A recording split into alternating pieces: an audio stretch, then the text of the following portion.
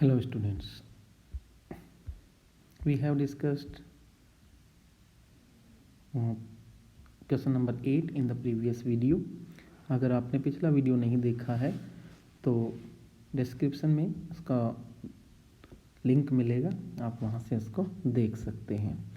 Now we are coming to the next question, that is 8th question का और part हम यहाँ पे डिस्कस कर रहे हैं। तो first question is what is polyatomic ion. Polyatomic ion क्या है? A group of atoms, a group of atoms carrying a charge is known as polyatomic ion. Example यहाँ पर हो सकते हैं, जैसे अमोनियम आयन है, ठीक है, ये इसका एग्जाम्पल हो सकता है। एक एग्जाम्पल देना हमें। Second question, name the unit that is used to measure the size of an atom. Atom की साइज मेजरमेंट करने के लिए जो यूनिट होती है दैट इज नैनोमीटर होती है, ठीक है, nanometre. Okay, next, find the number of moles in 50 gram of hydrogen water. तो देखो हमने एक फॉर्मूला पढ़ा है, n is equal to m upon M. तो m is given mass that is 50 gram और capital M is the molar mass. तो molar मास कितना है? H2O का होगा 1/2, क्योंकि 2 एटम हैं, और प्लस ऑक्सीजन का एटॉमिक मास होता है 16, तो टोटल हो गया हमारा 18। सो M इज गिवन 50 और M इज 18 ग्राम, ठीक है। So N will be equal to how many moles? 2.78 moles हो जाएंगे, ठीक है। Okay, next coming to the next question number 9। What it says? Is it possible for the atom of an element to have 1 electron, 1 proton and no neutron? Yes, that is possible. देखो हमने पढ़ा है, जैसे hydrogen के बारे में हमने पढ़ा, तो हाइड्रोजन में नंबर ऑफ इलेक्ट्रॉन कितने होते हैं? 1, नंबर ऑफ प्रोटॉन कितने होते हैं? 1, और number of neutron 0। So that is possible. If so, name the element that is hydrogen and right the symbolic expression. Symbolic expression जब हम लिखेंगे 1 एंड 1 लिखेंगे, नीचे जो डाउन लेफ्ट साइड में है दैट इज एटॉमिक नंबर, और ऊपर साइड में ये होता है atomic mass. Question number B, why do isotopes show similar chemical properties. Isotopes जो है वो सिमिलर केमिकल प्रॉपर्टीज शो करते हैं। क्यों करते हैं? क्योंकि इनका एटॉमिक नंबर सेम है, एटॉमिक नंबर सेम होता है, and that is why number of electron भी क्या रहते हैं? नंबर ऑफ इलेक्ट्रॉन सेम रहते हैं, ठीक है। तो एटॉमिक नंबर सेम है, इलेक्ट्रॉन भी सेम है, इसलिए इनके केमिकल प्रॉपर्टी क्या रहती हैं? सेम रहती हैं। अब आप क्या करेंगे? आप कोई 2 आइसोटोप के नाम लिखेंगे, कोई 2 आइसोटोप के नाम आप कमेंट बॉक्स में कमेंट करेंगे, ओके। 2 आइसोटोप, कोई भी 2 isotope. Coming to C section, C question यहाँ पर है, an element Z forms the compound ZH3, ZCl3, Z2O3 and Zp when reacts with hydrogen, chlorine, oxygen and phosphorus respectively। तो यहाँ आप समझ सकते हैं कि फर्स्ट कोई ले लेते हैं हम, फर्स्ट ZH3, तो हमने पढ़ा है अभी, इनको ऐसे अलग अलग लिखते हैं हम, तो इसका ऑपोजिट रिवर्स कर देंगे हम। तो इसकी ये जो 3 नंबर हैं ये यहाँ इसकी वैलेंसी चले जाएंगी, यहाँ पर 1 नंबर है, ये इसकी वैलेंसी चली जाएगी, ठीक है। तो हम वैलेंसी चेक कर लेंगे। ये Z जो है इसकी वैलेंसी 3 होती है, और 3 वैलेंसी किसकी होती है? एल्यूमिनियम की होती है, हमने पढ़ा है, +3 होती है इसकी valency. So what is the valency of the element Z? The valency is +3। Element Z is metal और non metal? Aluminium is a metal, so metal जो है, एलिमेंट जो है वो एक मेटल है, इसके बाद क्वेश्चन नंबर 10 के बाद आते हैं। Name the microbe which causes the disease, that is corona virus. Very simple. How does this disease spread, ये डिजीज किससे, कफिंग से होती है, स्नीजिंग से होती है ना, कफिंग और स्नीजिंग से ये मूव करती है, ठीक है। Okay, next, mention any 2 common sign that could be an indication of being infected by the microbe that causes the disease. इसके कॉमन जो साइन हैं that is fever, common cold हो सकता है, ब्रीदिंग प्रॉब्लम्स हो सकती हैं, रेस्टलेस हो सकती है, ब्रीदिंग इश्यू, देन कफिंग हो सकती है, स्नीजिंग होती है। ये सारे के सारे सिम्टम्स हैं इसके कोविड के। To win the fight against this deadly disease, India began administering vaccines intended to provide immunity since January 2021। Give one example of such vaccine, that is Covaxin और कोविशील्ड। 2 टाइप की vaccine हमारी country में use हो रही है। Coming to next question, name one specific organ affected due to the each of the following disease. देखो, jaundice से liver affected होता है, जापानीज एंसेफेलाइटिस से ब्रेन होता है, इसको काला बुखार भी बोलते हैं, और ट्यूबरकुलोसिस टीबी जिसको बोलते हैं दैट, उससे लंग्स हमारे इफेक्टेड होते हैं। Next B, how do we kill microbe that enter our body and causes disease. जब बॉडी में कोई माइक्रोब्स एंटर कर जाते हैं तो उनको किल करने के लिए हम एंटीबायोटिक्स का यूज़ करते हैं। Why is a strong immune system essential for maintaining good health. Good health के लिए ज़रूरी है कि हमारा डिफेंस मैकेनिज़्म, जो बॉडी का डिफेंस मैकेनिज़्म है वो स्ट्रॉन्ग हो, और हमारी बॉडी का डिफेंस मैकेनिज़्म होता है वो इम्यून सिस्टम होता है। इम्यून सिस्टम जो है फॉरेन पार्टिकल्स को जैसे ही बॉडी में एंटर करते हैं उनको आइडेंटिफाई करके बॉडी से रिमूव करेंगे, किल करेंगे, और हमें क्या रखते हैं, हेल्थ को मेंटेन रखते हैं। Question number 12, why does formation of tide take place in sea और ओशियंस। देखो, सी और ओशियन में जो टाइड को बनने का जो रीजन है that is the attraction forces between earth, moon and the sun. Earth, moon और सन के बीच का जो फोर्स ऑफ अट्रैक्शन है उसकी वजह से टाइड्स हमें देखने को मिलते हैं। Question number B, an apple attracts the earth, how the earth does not move towards the apple. Give reason to justify your answer. देखिए, जब भी कोई 2 ऑब्जेक्ट अट्रैक्ट करेंगे तो मूवमेंट किसका होगा, जिसका मास कम है। ज़्यादा मास होने की वजह से earth do not move towards the apple while apple moves towards the earth, because जो बहुत बड़ा इसका मास है अर्थ का, इसका यही इसका एक रीजन है। सी, a stone is released from the top of a tower of height 19.6 meter. Calculate its final velocity just before touching the ground. तो इसको कैलकुलेट करने के लिए देखिए हम फॉर्मूला यूज करेंगे 2gs is equal to v square minus u square. यहाँ पर जब वो फाइनल में जीरो ग्राउंड को टच करेगा तो जो उसकी वेलोसिटी होगी वो कितनी हो जाएगी, 0 हो जाएगी, ठीक है। सो यहाँ पर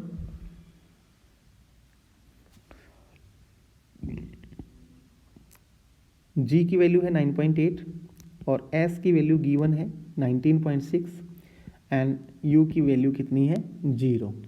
clear? So we will get v square is equal to this and we will get the answer 19.6 metre per second square.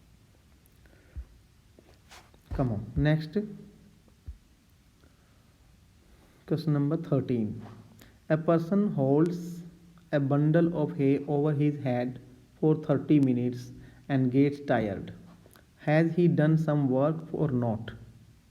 No, he hasn't done any work. क्यों? Because there is no displacement, so no work. Reason क्या है?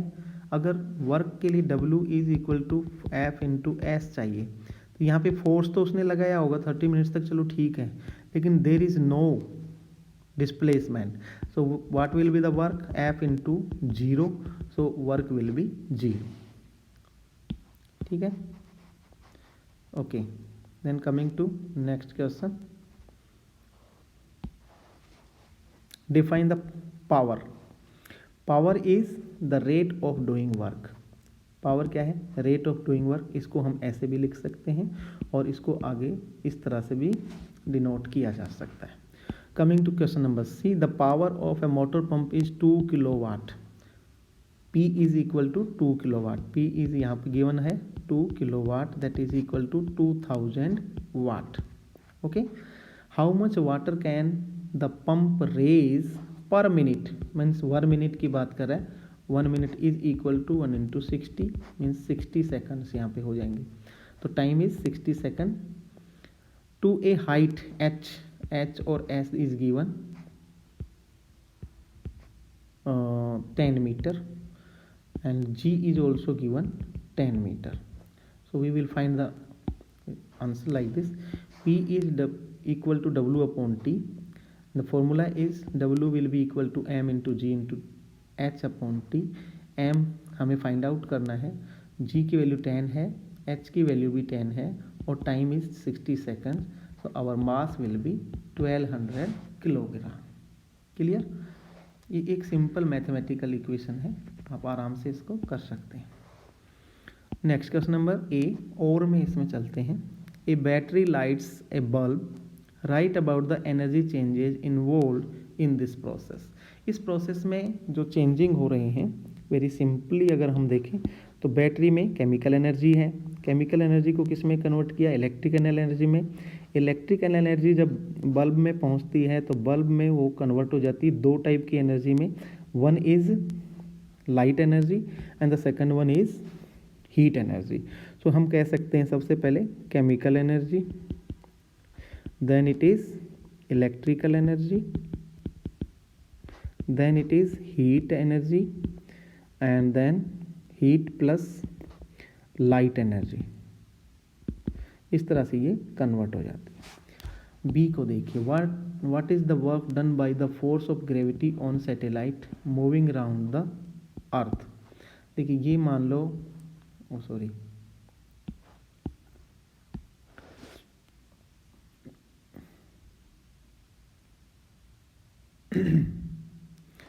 कोई satellite मान लीजिए, ये अर्थ है हमारी और सैटेलाइट इसके अराउंड मूव करता है, तो एक तो यहाँ पे ये कर लग रही है, दूसरा ये इस तरह से घूम रहा है, मूव कर रहा है, ये 90 डिग्री एंगल यहाँ पे काम करता है और जब 90 डिग्री एंगल काम करेगा तो work will be 0, work is 0। ठीक है, क्वेश्चन नंबर सी, सी को देखते हैं।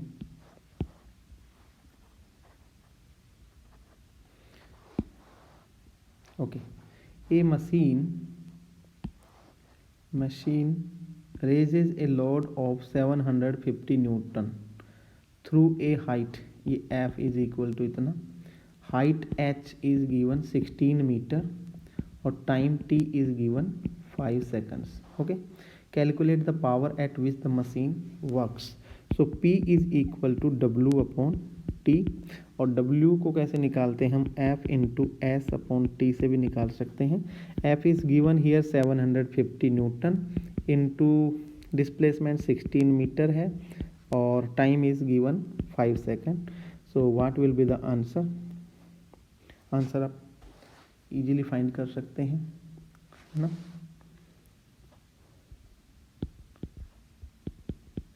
Okay, 0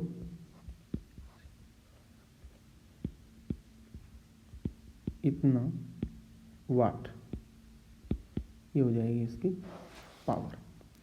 clear. Okay, question number 14,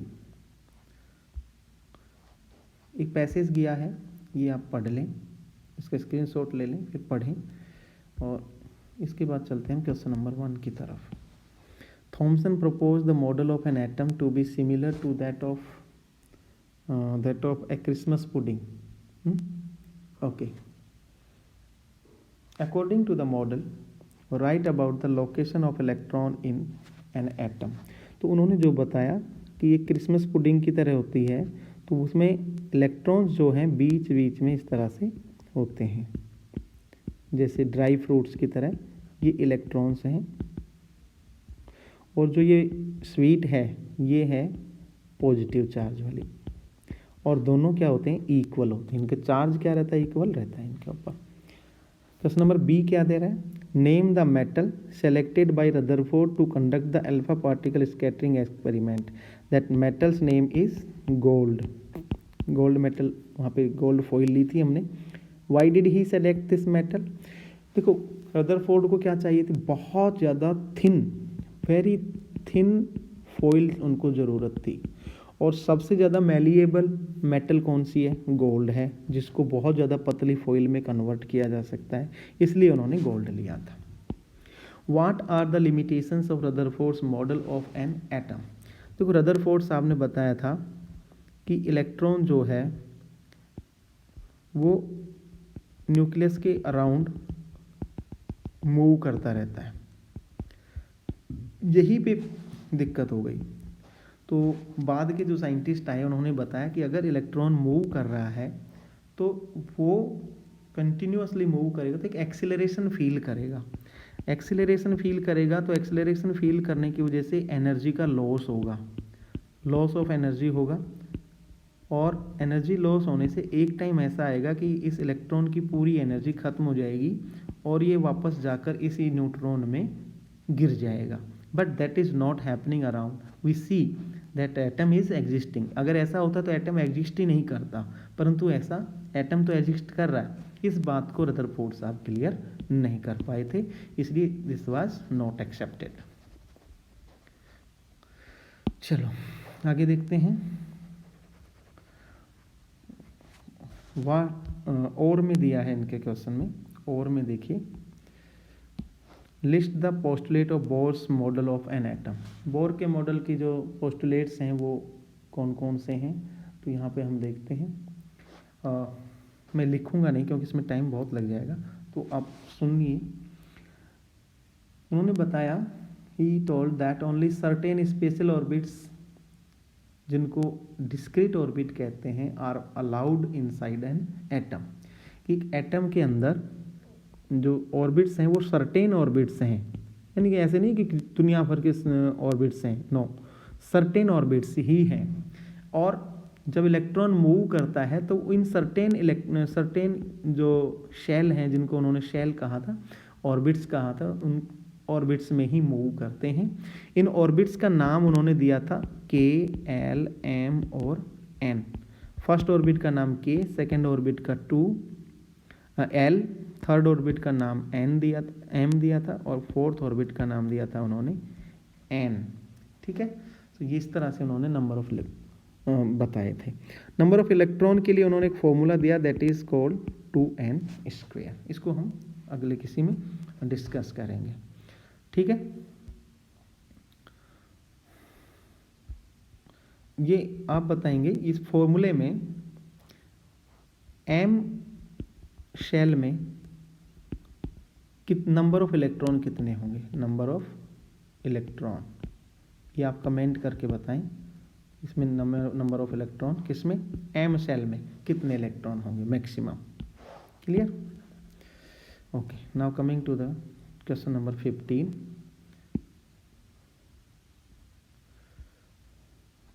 okay, when a rolling object on wheels, देखो अभी इसको पढ़ने का टाइम नहीं रहेगा, पढ़ेंगे नहीं हम इसको, हम सीधे क्वेश्चन पर चलते हैं। The potential energy of the object decreases progressively on going down hill. देखो जब नीचे की तरफ आता है, नीचे की तरफ आ रहे हैं, ये जो ऑब्जेक्ट है जब ये नीचे आएगा तो इसकी जो पोटेंशियल एनर्जी जो है, पोटेंशियल एनर्जी वो क्या हो जाएगी, डिक्रीज होती है। Is energy lost in this case, नहीं, नो, एनर्जी लॉस्ट नहीं होती है। जैसे नीचे आ रहा है, पोटेंशियल एनर्जी किस में कन्वर्ट हो रही है, काइनेटिक एनर्जी में कन्वर्ट हो जाती है। Kinetic energy, potential energy is being converted into kinetic energy. तो जितनी पोटेंशियल एनर्जी काइनेटिक एनर्जी में कन्वर्ट हो जाएगी, पोटेंशियल एनर्जी की वैल्यू उतनी ही कम होती चली जाएगी। Clear? B, which energy will be maximum when the object is about to touch the ground. तो जब ये ग्राउंड को टच करने की कंडीशन में होगा तो वहाँ पर काइनेटिक एनर्जी जो होगी वो होगी मैक्सिमम, और पोटेंशियल एनर्जी होगी हमारी minimum. What happens to the total energy at all points during the motion of the object. देखो ऑल पॉइंट्स पर जो एनर्जी है दैट रिमेन्स कांस्टेंट, क्योंकि एनर्जी को ना तो प्रोड्यूस किया जा सकता है ना उसको नष्ट किया जा सकता है, हाँ उसको कन्वर्ट किया जा सकता है। क्लियर? तो explain that A flying bird has potential and kinetic energy. Yes correct, बिल्कुल। जब बर्ड फ्लाइंग कर रहा है तो अर्थ के साथ में उसकी जो हाइट है वो उसकी पोटेंशियल एनर्जी है। हाइट की वजह से जो उसमें एनर्जी है दैट इज पोटेंशियल एनर्जी, और उसमें जो मूवमेंट है वेलोसिटी की वजह से जो उसमें एनर्जी है that is his kinetic energy. Clear? How do dams use kinetic and potential energy? देखो डैम्स में वाटर को क्या किया जाता है, स्टोर किया जाता है। तो जो स्टोर्ड वाटर है, जैसे डैम्स हैं, डैम्स में जो स्टोर्ड वाटर है, तो स्टोर्ड वाटर जो है उसमें कौन सी एनर्जी हो जाती है, पोटेंशियल एनर्जी स्टोर हो जाती है। ठीक है? और बहुत सारे जब वाटर कलेक्ट हो जाता है तो इसको ऊपर से नीचे गिराते हैं, तो एक हाइट से इसको नीचे डाला जाता है।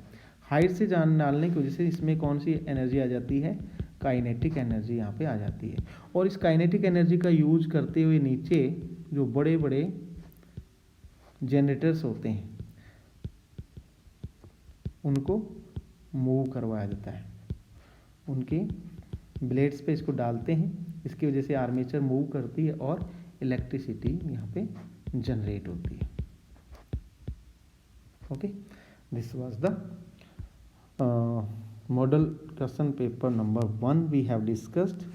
I hope you got some tips how to write the answers in the exam. अगर आपको वीडियो अच्छा लगे तो इसे अपने दोस्तों तक भी शेयर करें। जय हिंद, जय